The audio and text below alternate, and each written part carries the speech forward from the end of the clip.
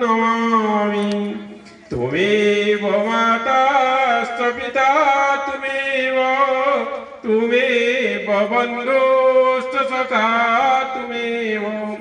त्वमेव विद्या द्रव्यं त्वमेव सर्वं मम देव देव। उपस्थित विश्व प्रसिद्ध आमर गुरुदेव संत साधारण मानव समाज को कल्याणदायक देउथिबा मोर सही गुरुदेव सुकांत दास महाराज जी पादतले कोटि कोटि प्रणाम। ये अनुष्ठान उद्योक्ता विपिन साहार को मोर कोटि कोटि प्रणाम। आ ये अंचल प्रतिष्ठित एवं समस्त अंचलवासी मोर गणमाध्यम बंधु एवं आमर आलोक सार एवं मो सम्मुखें मोर बड़ भाई विपिन विनय भाई को मोर कोटि कोटि प्रणाम एवं उपस्थित संत महाराज मान को कोटि कोटि प्रणाम। कुनी भाई और भौणी माने आज आपण मान जानी थिबे ये अंचल रे जो सुनाम धन्य कर्णगोचर हेउतिला टिके आगु महाराज जो बाणी देउतिले ता संपूर्ण सत्य कहिबा को चाहे।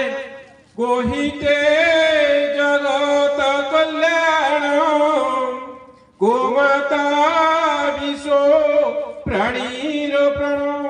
टीका गुरु महाराज कहते गोमातार प्रत्येक संपद आम मूल्यवान सत्य कथा आपण मैंने जानी। महाराज कहले गोमाता को स्पर्श कले शरीर आरोग्य हुए, गोमाता चाटी देले शरीर संपूर्ण भल हुए। मुझे से उदाहरण ये कली जुग सत्य कथा कहूँ महाराज पाद तले प्रणिपात करी।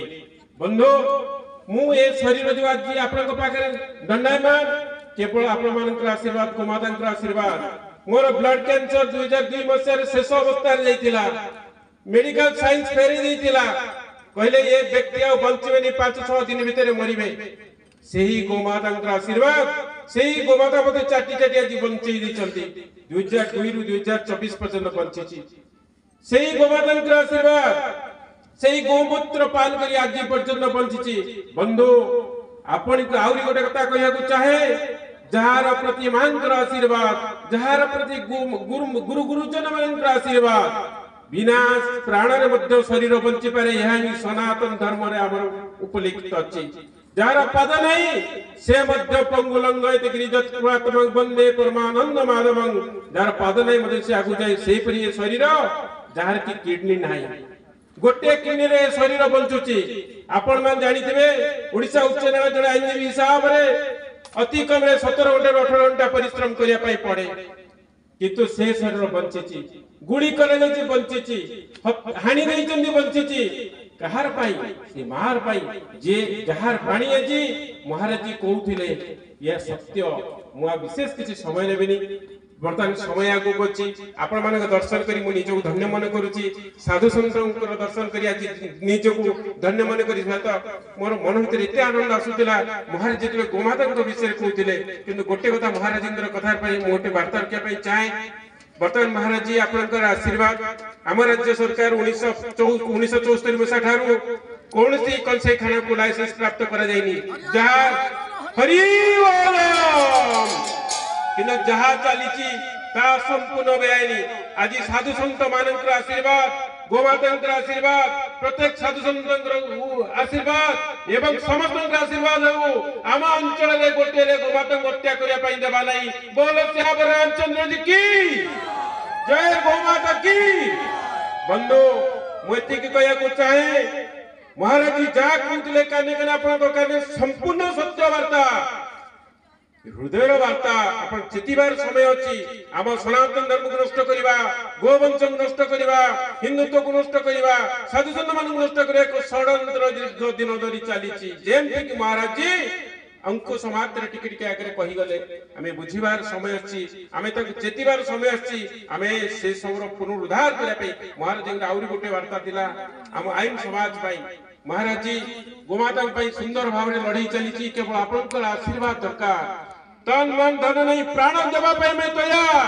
गोमातार सुरक्षा पई आज शपथ करूछु महाराज जी आपन को पाद तळे विचार विभाग में टळी गलेणी गोमाता सुरक्षा पई पुलिस विभाग में डरी गलेणी केवल आउ टिके खाली महाराज जी संत मानकर आशीर्वाद होई जिवो ते आम अंचल गोटे गोमाता हत्या करने देव ना यदि गोमाता हत्या करुवा स्थान जगन्नाथ धाम रक्षा को देवनी बोल गोमाता की बंधु शेष समय गोटे वार्ता महाराज आशीर्वाद नेबा महाराज जी सुकान दास महाराज आशीर्वाद अंचल जगह बेलवर्ण जगह ना ब्रह्मावरण जगह आज उन्नत उन्नत समस्त अंटा भिड़ा मु आज गोटे शपथ करी कहूची ए अंचल सार मो सार कहनी गुरुदेव कहूची ए अंचल जो ऐतिहासिक स्थान करने समस्त सहयोग देशवासी सहयोग समस्त आईनगत भाव में सहयोग तन मन धन दी आम समस्त सहयोग करवा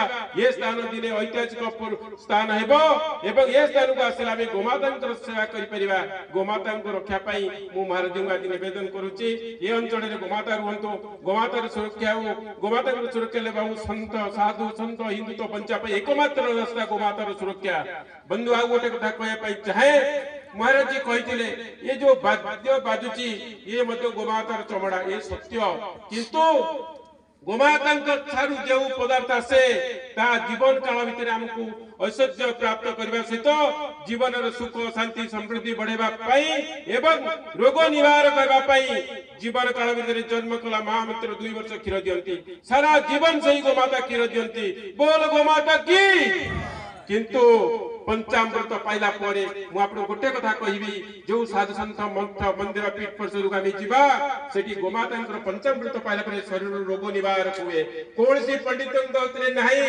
कौन सी ज्ञानी लोक नहीं।